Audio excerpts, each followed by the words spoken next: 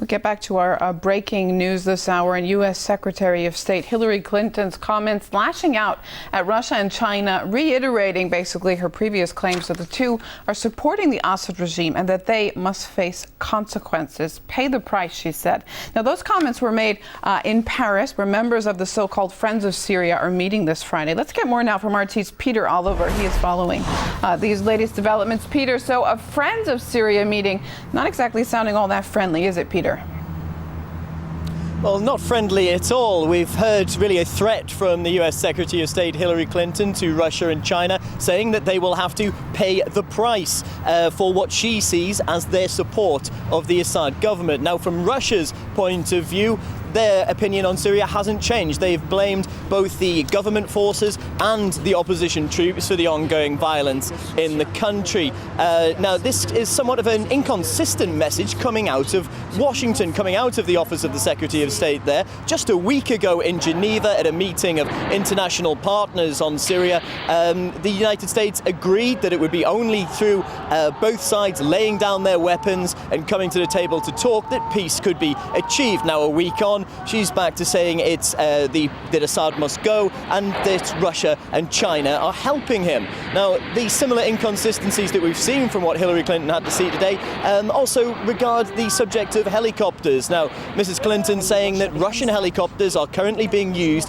to kill civilians in Syria. Now, we've heard from the Foreign Ministry here in Russia that there is a shipment of helicopter parts, disassembled helicopters, on their way from Russia to Syria. However, it would take more than a month to reassemble those aircraft once they arrive on Syrian soil. So they can't be being used at the moment for what Mrs. Clinton says is the use of Russian technology to kill civilians. So an inconsistent approach and a threat coming from the US Secretary of State. All right, we, of course, will continue to keep track of whether we have any kind of Russian reaction to those words that Russia and China will have to pay for so-called their support of President Assad. Peter Oliver, live for us with those developments. Thanks for that.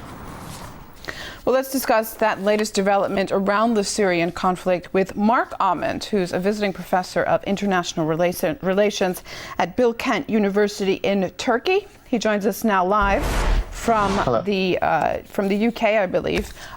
Professor Ament, thanks again for once again being with us. What do you make of Clinton's latest statement? Russia and China will have to pay. Just a week ago in Geneva, Moscow and Washington seemed to find common ground, it looks like, on the Syrian conflict, that they would try to pursue a method of both sides having to answer. Yeah, well, I think this is part of the problem is that the United States has its own solution and is not prepared to see any compromise or any input from other important countries. So if you remember, after the Geneva meeting, Mrs. Clinton played rather than a process of change. So Russia had made some concessions, it hadn't gone far enough. And I think the rhetoric of Mrs. Clinton recalls that of the Bush era. There's a great deal of continuity in international policy between George Bush and Barack Obama's administrations. After all, when France, Russia and China opposed the invasion of Iraq in 2003, Condoleezza Rice threatened President Chirac by name that he would pay a price. And think of the destruction of his reputation and his fall from public esteem afterwards, and indeed even the criminal charges brought against him in France. And I think the problem now is that Mrs. Clinton is, in a sense, personalizing this. She is saying that there can't be any dissent. On the one hand, the United States is promoting democracy, and one presumes pluralism, but on the other hand, only her particular line is acceptable. And unless you fall into line, you are declared to be an enemy. And this is a very dangerous situation because she's converting a regional problem, the crisis in Syria and in its neighbors, into potentially a global problem if you say that countries like Russia and China, by extension India, South Africa and Brazil, other important countries that don't agree with every dot of the line of Mrs. Clinton, are to be considered supporters of tyranny and enemies of the good. This is really creating a much more dangerous global atmosphere. I think we can agree, and many would agree, strong words, really. What kind of price could Secretary Clinton been talking about? I mean, are we going to see any concrete action? Well, we don't know. I mean, there are ranges of actions the United States and its allies can take economically, although of course they're heavily dependent particularly on Chinese finance in the United States, and the European allies in the United States are heavily dependent upon Russian oil and gas. We already have sanctions on Iran. Do we really want to create further economic problems by pursuing that kind of line? Maybe there are informal methods. Of course, today in the Russian Duma there are discussions about a law requiring foreign-funded NGOs in Russia to register their support and their cash coming from abroad. And in other countries in the former Soviet bloc, US cash and cash from the European Union countries has helped to bring about regime change.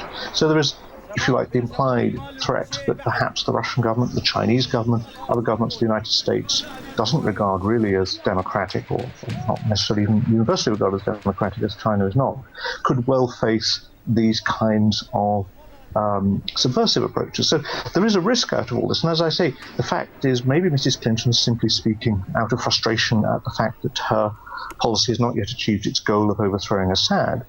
But the likelihood must be that in Moscow and Beijing and other countries where the US policy isn't supported, that governments may feel threatened, that they may feel their security in some sense is threatened by this kind of rhetoric. And Mrs. Clinton, after all, is given to very harsh rhetoric towards people she doesn't like. Remember her comments on Gaddafi. We came, we saw, he died. That was broadcast on American television. Falling out with Mrs. Clinton can prove fatal. Just briefly, Professor Ahmed, we talked about Geneva ending in a support of both sides having to answer for the conflict, but also the first step, Kofi Annan's also a push for both the government and rebels to be blamed for the violence. Are we back to step one here with these comments coming out of this Friends of Syria meeting? I think, unfortunately, we seem to go round in a circle, yes. There is violence from both sides because this is a fight for power. And people, once they've started killing, either to keep power or to gain it, are hardly likely to step back.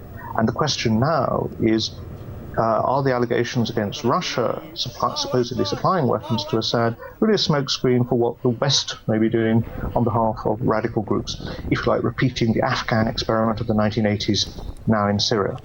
And I wonder whether we may not find that 20 years down the line we won't be terribly happy about the consequences, even if the regime in Syria, as in Afghanistan, has faults, many faults.